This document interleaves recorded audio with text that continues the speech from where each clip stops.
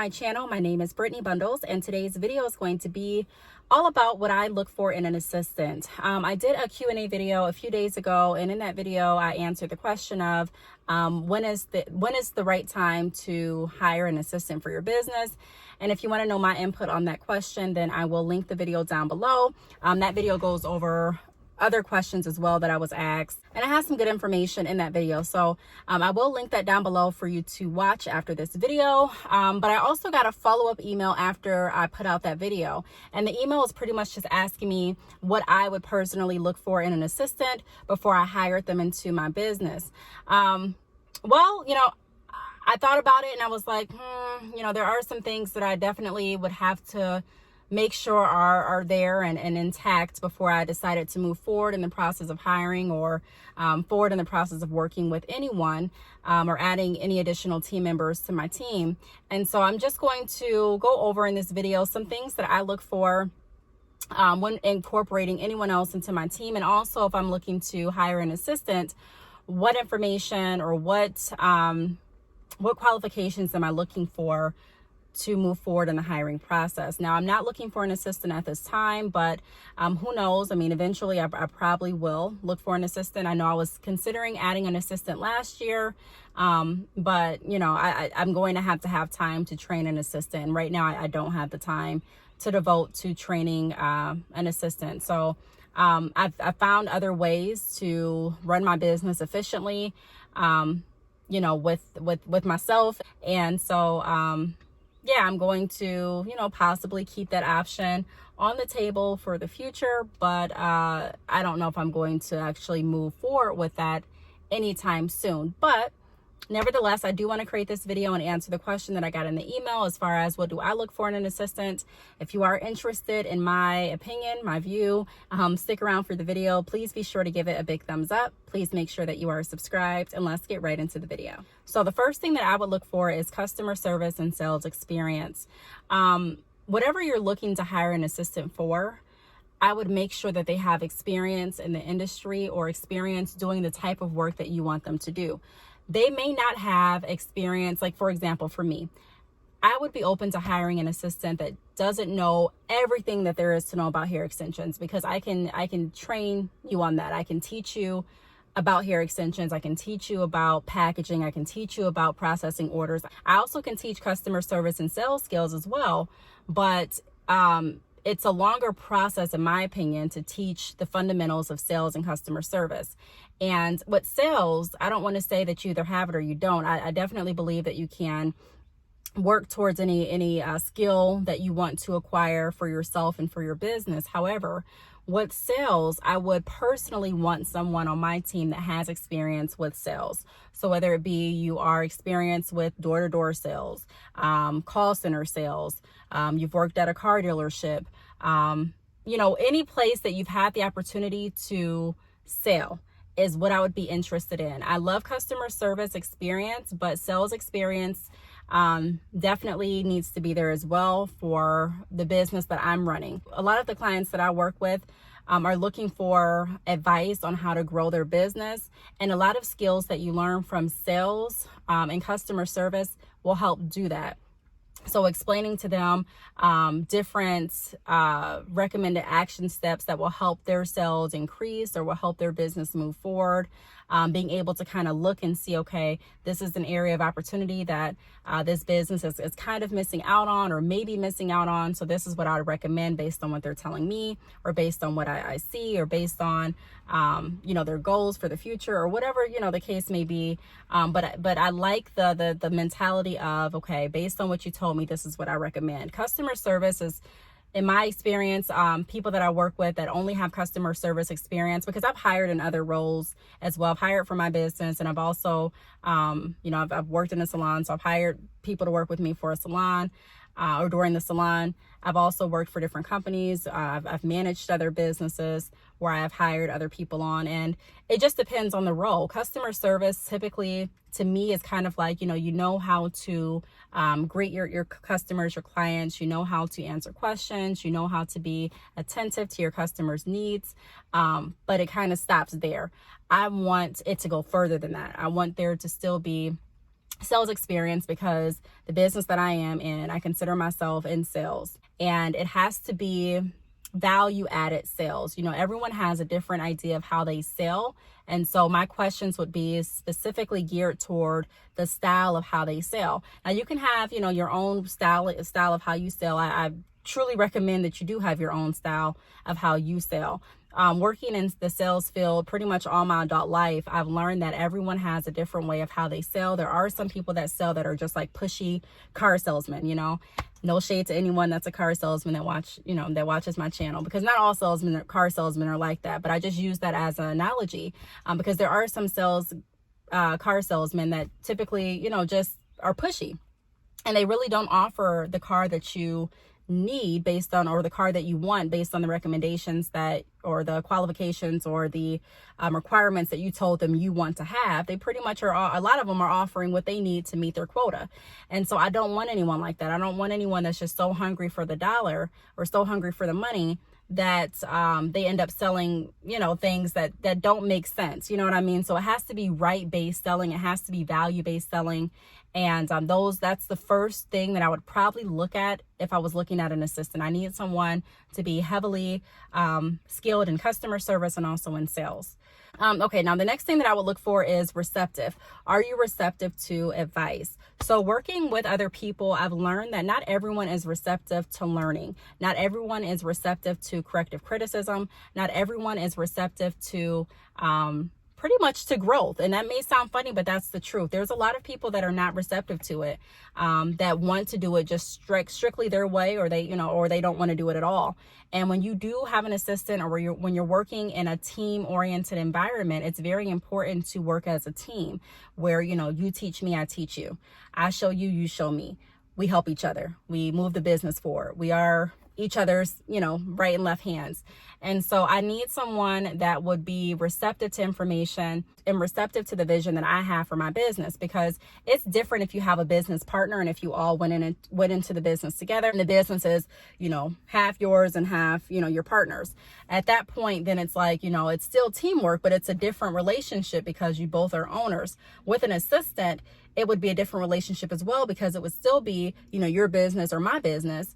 And the assistant their role would be to help my business and my vision come to reality, help my business and my vision grow, help my workload, you know, help ease the workload off of me. It would be to help move my vision and my business forward. And so I would need someone that's receptive to first understanding and respecting the vision that I have for my business. And, you know, second, being able to take in the information that I have and the advice that I'm giving in order to make my vision, you know, come to reality. Now, of course, I'm always open to feedback and to corrective criticism for me as well. But there would have to be a respect level where it'd be, okay, you know, this is her business. This is how she wants it done. And so, you know, I'm going to listen to the recommendations that she has, because this is what she needs me to do in order to make this whole business work together. You know, this whole idea, this whole vision, this whole goal work. And so I do need someone that would be receptive to general information, to training. A lot of people don't like training either. They'll say that they're open to training, but a lot of people don't like training. They'll sit through training or they'll listen to training, and you can just tell that, you know, they're not really engaged, or that they're not really interested. And so I would need someone that's interested in learning and engaged and excited for our journey ahead as much as I'm excited for it, or even more. You know what I mean? I don't say you have to be excited the same way that I'm excited, but I need that energy to be there. The next thing that I would look for is patience. How patient are you? If you're not patient, I don't trust you to work with my customers. That's just what it is. I don't trust you to work with my clients. I don't trust you to work with my business. I just don't, if you don't have patience. That's one thing that's very nerve-wracking when you are hiring anyone into your business. Trust me, I can tell you firsthand, even hiring people for my salon. I was just so nervous because when you walk away, your customers, your clients are not seeing your business as individual people. They're seeing your business as the business. And so Even when I would leave bad chick hair and I wasn't necessarily stationed in the salon, it was still my business. So anything that happened, it still fell on me. And so it's very important to make sure that whoever you're hiring, whether you're hiring someone in a brick and mortar location or you're hiring someone to work with you through your online business, or you're hiring an assistant, it's very important to make sure that they have the characteristics and the personality that fits the culture of your business and your brand, because it's easy to hire someone on, you think they have the right qualifications, and they do have the right qualifications, but their patience is not there. And so you're losing customers, you're losing longtime clients, you're losing business, you're losing respect for your business, you're losing the good reputation that you've built because you have hired someone on your team that's not patient, that's very snappy, that's not really receptive to information, that doesn't really care about your customers, that is just looking at this assistant role. It's just a job to just get them by, but they really don't care. So that's something that you do want to look at when you are hiring an assistant. A lot of people hire on people in their business really fast, and I can admit I've done that too. I've hired people faster than I should have. You live and you learn, and because I did hire on people faster than I should have, and I don't even want to say, I guess it was fast, because I didn't do like second round interviews. And you don't even have to necessarily do second round interviews. It was my first time hiring for myself in the salon, and if I could go back and do it differently, I definitely would. But patience is something that definitely should be there. So I don't know if you want to do like a test. They do have different tests that you can send people that you are considering hiring on to your business or for your company, just to kind of gauge like where their patience is and how good their sales experience would fit into the role that you want them to play in your business. And so I would definitely make sure that patience is there. The next thing that I would make sure that is there is punctuality.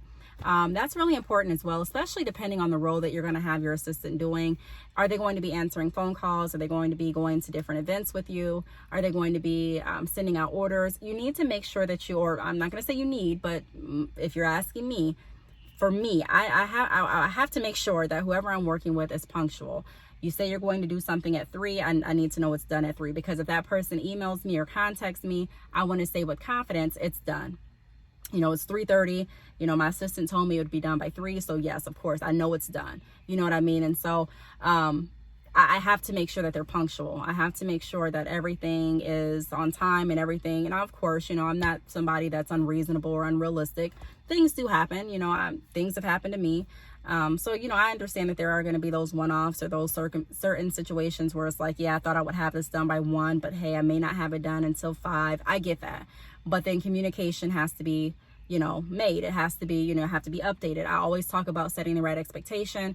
And if I'm working with anyone, then that's the kind of respect that I want to have. I want to have the right expectation delivered to you on what I expect to be done. And I also want the right expectation on, your schedule and what you can do, what you can't do, what you need training on, what you don't need training on, communicate it back to me. So punctuality, and we can also go ahead and throw in communication. I need communication to be there. That's just, my business is something I'm serious about. My time is something I'm serious about. And, respect is something that I'm serious about as well. So I just think that being punctual and having the right communication would definitely be something that is like a need to have when I'm looking at characteristics of what type of assistant I would hire for my business. And then the last thing that I have is organized and structured. So, sorry, I was looking because a bee was flying right past my door, and I'm like, I hope it doesn't come in the car, but I'm focused now. So organized and structured is another, 2 other things that I would look for if I was looking to hire an assistant. I'm very organized when it comes to doing work on my phone, my computers, my tablets. Like, that's where I'm organized. That stuff is just, it's laid out, it's organized. And I have to be organized, 1, for taxes. It makes things so much easier. And 2, it just makes it easier when I'm working. If someone, contacts me, has a question, after, it makes it easier when I'm paying myself at the end of the month. I've created a video on how I pay myself at the end of the month. If you are interested in that, I'll try to find that video and link it below as well. But I'm completely organized when it comes to, on my phone and, my tablet, my laptops, computers. I'm completely organized when it comes to that. You know, my spending expenses, you know, the money that I've made, gross profit, my net profit, my monthly expenses, my yearly expenses, you know, budgeting, keeping track of my client information, you know, drop shipping clients, wholesale clients. I mean, all that is completely organized. So the only thing that I would say I probably wouldn't want someone to help me with is like organizing where things should go in my office, just to make it look a little bit more appealing, and make my workload a little bit more seamless, or a lot more seamless. But I want someone to be organized and also structured. So structured,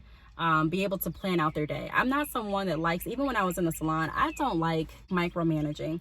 I don't like hovering over anyone that's working with me, to make sure that, you know, the job gets done. I don't like doing that. Even working in the salon, I did not like to micromanage. I don't like to micromanage. I don't like to make anyone feel uncomfortable, or be, you know, right over someone's back, or breathing down someone's neck. I don't like doing that. I don't like checking in, you know, constantly. Hey, is it done? Is it done?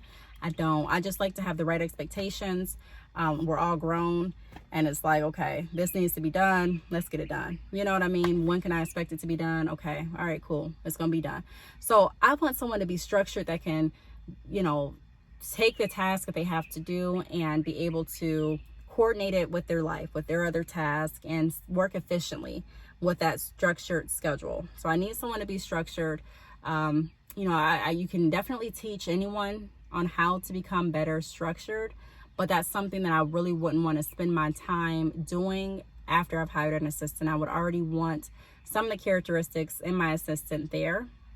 And that's one of the reasons that even when you're going to a job, a lot of jobs have you submit your resume, you know, you go through an interview, because jobs can teach you certain things. You know what I mean? There's going to be training for a lot of jobs, and there's going to be different things that they do to prepare you and grow you in that role that they hired you for. But there are some things that they just kind of want to be embedded and already, you know, laid out in you, or instilled in you already. And so structured, being able to kind of, you know, manage your own self, being able to be responsible for your own task, and hold yourself accountable to getting things done, you know, when you say they're going to be done, and holding yourself accountable to communicating, and, you know, things like that. That's something that I would want already in you. So those are some things that I would look for if I was hiring an assistant. Now, I do want to say this: whenever you're hiring an assistant or anyone for your business, you ultimately have the final say so. I mean, everyone is entitled to their opinion. No one's wrong for saying, you know, hey, I really don't care if they're organized or not. I just want someone to do this. I mean, it's up to you. It's who you would work better with, what type of person you want to work with. And so I want to say that's the beauty of having your own business, but that's also one of the, to me, added stresses of having your business, is finding the right people. That is so hard. I used to think before I started my salon, before I hired anyone, that was just, you know, the easy part. Oh yeah, just, you know, put up an ad that you're hiring, get people to, you know, apply to the ad, call them in for interviews, and choose a few. I thought it was that easy, but it's really not. It's really, really not. It's a lot that goes into making sure that you find a team, or put together a team, or even a person that's going to work with the culture of your business, especially if your business is, you know, up and running, if it's doing pretty well, and you're like, you know, I literally cannot afford to bring anyone onto my team to stop this momentum. And even if your business is very new, it's very important to make sure that you're cautious about the people that you're bringing onto it, because when you're new, you know, you're setting a name for yourself. You're starting to build your reputation. You're starting to, you know, get out there and let people know that, you know, this is who I am. And if you're hiring people that really don't have your best interest at heart, or even if they do have your best interest, but they're not really skilled for the role that you're looking for them to do, it could just cause a longer delay in you actually reaching your goals and reaching the success that you had planned or have planned for your business. And so the whole point for me of hiring an assistant is to help my business move forward. It's not to, you know, push it back or to backpedal in any way, shape, or form. And so, you know, that's something that should be thought about very, very thoroughly before any changes like that are made, especially if you have an online business. Now, if you have a brick and mortar location, like for me with the salon, I didn't have all the time in the world because I already knew what date my salon was going to open. You already are getting calls from people that are wanting to book with you. I mean, you need someone in that shop to run it, especially if you're not going to be there all the time. Then you're kind of on a more sensitive time schedule. But if you're running an online business, then you do have more flexibility in that aspect, because a lot of online businesses you don't need an assistant right off the bat. Now, I'm not saying every business, I'm just saying a lot of businesses, and I work with a lot of different businesses. And so I'm just speaking from my personal experience and from my business experience that a lot of online businesses do not need assistants. People do look for assistants when things start to pick up a lot of times, or when they just, want someone else to work with. But to me, it has to be more than that. It has to be to a point where, my workload is honestly too busy, too much for me to handle. And I have the time, I can go ahead and get caught up, and I have the time to train whoever I'm, interested in hiring or working with to do things how, my company does them. So, that can take some time, but, those are my views. Now, there are some people that are like, hey, I'm not going to wait until my workload gets too busy for me to hire someone. I'm going to hire them now. That's fine. Do what works for you. Every business owner has a different view of their business. Every business owner feels different about their business. They have different goals. They have different plans.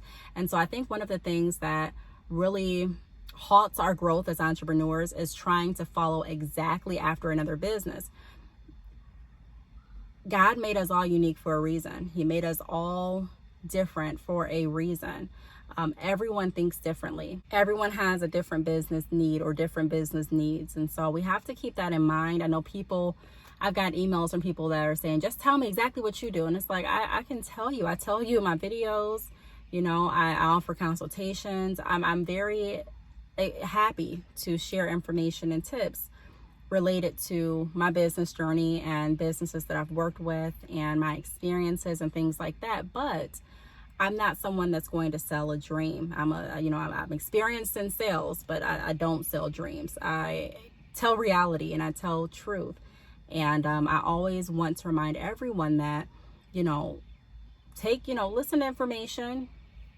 Take information that you feel is going to be important and imperative for your business. But ultimately, you have to figure out what's going to work best for you. Just because it may not work best for me or may not work best for the business over there doesn't mean that it won't work for you. And so ultimately, the goal is to become confident enough in yourself and in your dreams and in your thinking process and in, your business skills to be able to say, this is what I'm going to do. And know that, going into it, I'm going to make decisions. Some decisions I'm going to be really happy with and shocked with. Some things that I've done, I'm like, whoa. I did not think that it would have that good of a return this soon or that good of a response this soon, but it has. Or then there's some things that I've done and I'm like, like the salon, for example. I don't know if this is something that I really want to continue to do. And so that's a part of being an entrepreneur. Every day is not a day that you just, wake up and you win every single thing. And when I say win, I'm using that term in the traditional sense, but it all depends on how you look at it. Every day I still consider myself a winner. I still consider my business winning and moving forward, because I look at everything that's happening, whether it's a loss that I experienced or whether it's a gain that I experienced that day. It's all information and experiences that are helping me move forward and that are giving me a better understanding of how my business runs, how it should run, things that I shouldn't do, things that I should do. And it's helping me be able to help other businesses along the way. So, like I say to a lot of people, if I just jumped into my business and everything just worked perfectly, I wouldn't have the business that I had now. A lot of the information that I provide is based on my success stories and also my quote unquote failures. I hate to say failures like that. That's why it was kind of hard getting it out, because I don't really consider them failures, but just wanted to put that word out there, because a lot of people do, if something doesn't work well in their business, they're like, I failed. But it just depends on how you look at everything that you're doing. So even if these, points that I mentioned in the video don't resonate with you 100%, that's okay. That's okay. No one has to think exactly the same, but these are some things that I would look for if I was hiring an assistant. So I really hope that this video helped. If you do want more information or more, inspiration or motivation regarding running your business, different things that I've gone through and different things that I've overcome, I would suggest you take a look and listen to my podcast. My podcast link is always down below my videos. Not in all of the videos, but the latest videos, my podcast link has been down below. So make sure that you check out my podcast. I mean, it's free to listen. Go ahead, listen to it. Take what you need, leave what you don't. And yeah, so if you have any questions, feel free to leave them down below. Thank you so much for watching, and I will see you all in my next video. Bye.